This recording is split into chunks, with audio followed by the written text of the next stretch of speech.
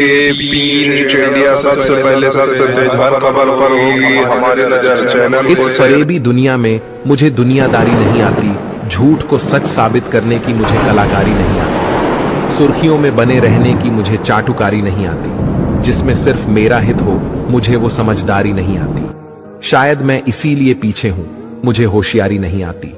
बेशक लोग ना समझे मेरी वफादारी, मगर यारो मुझे गद्दारी नहीं आती।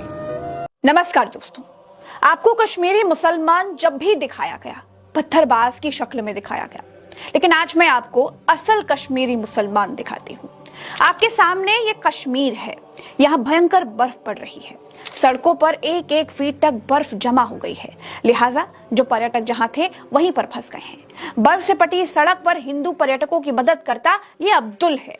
बस में पर्यटकों को खिलाते ये आरिफ, हमजा और हिमाकत बेग जैसे लोग हैं। आपके सामने ये मस्जिद है। गोदी मीडिया ने आपको मस्जिद के भीतर आतंकी, जिहादी, थूकने वाले तबलीगी दिखाए हैं ना। बहुतों ने मस्जिदों और मदरसों को आतंक के अड्डे बताए हैं। पंजाब से आए ये लोग कहते हैं उनको भारी बर्फबारी में मुसलमानों ने मस्जिद के भीतर रखकर उनकी जान बचाई है। आज रात को ही हम गुंड की मस्जिद में रुके थे सर जी। कैसी हमारी बहुत ज्यादा मदद की जी। इनके साथ ही हमने इतने तूफान की रात गुजारी है। नए जीवन दान वाली बात हुई था। ऐसा एक मस्जिद का हाल नहीं था। जब कश्मीर में होटल नहीं मिल रहे थे, मिल भी रहे थे तो गाड़ियां सड़कों पर चल नहीं पा रही थी, तो कश्मीरियों ने हिंदू भाइयों के लिए पास की मस्जिदों के दरवाजे खोल दिए। जिसको जहां जो मस्जिद मिली उसे पनाहगाह में बदल दिया गया। उत्तर प्रदेश के कुंभ में मुसलमानों के आने पर रोक लगाने वालों तक मेरा ये वीडियो जरूर पहुंचाइएगा। तो मुसलमानों को गंगा में नहाने से रोकते हो, गंगा किनारे लगे मेले में आने से रोकते हो, लेकिन मुसलमान संकट के समय तुम्हें मस्जिदों में भी पनाह देने से नहीं चकते। सिर्फ मस्जिद ही नहीं, हिंदू पर्यटकों को बर्फबारी से बचाने के लिए, बर्फीले तूफान से उनकी जान को बचाने के लिए आम कश्मीरियों ने अपने घर के दरवाजे तक खोल दिए। ये एक आम कश्मीरी भाई का घर है। बैठने के लिए घर में जगह भले ही कम हो, लेकिन इतना बड़ा दिल दिखाकर ही इन लोगों ने हिंदू भाई बहनों का दिल जीत लिया। ऐसे लोग मैंने दुनिया में आज तक नहीं देखे जो इसकी मदद करते हैं। प्रज्ञा मिश्रा का ये वीडियो सारे नफरती बाबाओं तक जरूर पहुंचाइएगा। हिंदुओं को मुसलमानों के खिलाफ भड़काने वाले सारे नेताओं तक पहुंचाइएगा और उनसे पूछिएगा कि आपने तो कश्मीरी मुसलमानों को पत्थरबाज दिखाया था, मस्जिदों में आतंकी पलते हैं, हमको ये बताया था, वो पूरा सच था या ये पूरा सच है?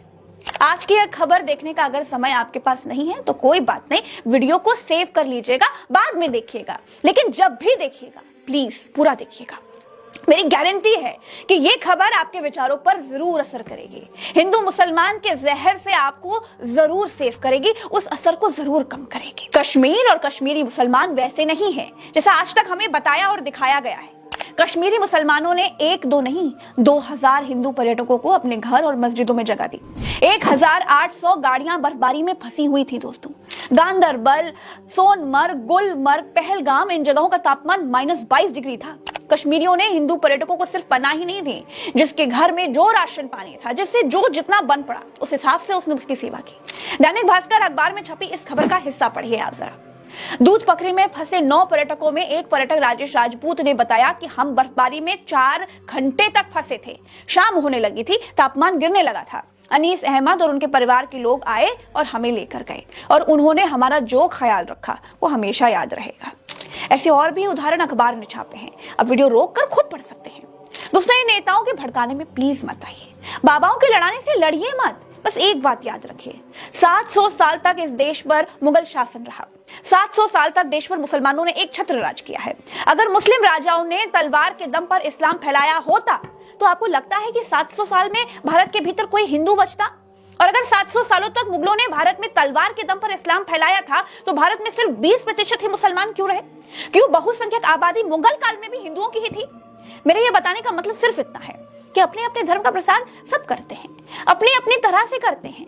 इस देश के कमजोर, दलित, शोषित और वंचित हिंदू तबके ने जुल्म से परेशान होकर बौद्ध धर्म अपना लिया। उस पर कोई बाबा, कोई नेता, कोई कुछ नहीं बोलता, लेकिन मुसलमानों के नाम पर ये सब आपको भड़काने के लिए चले आते हैं।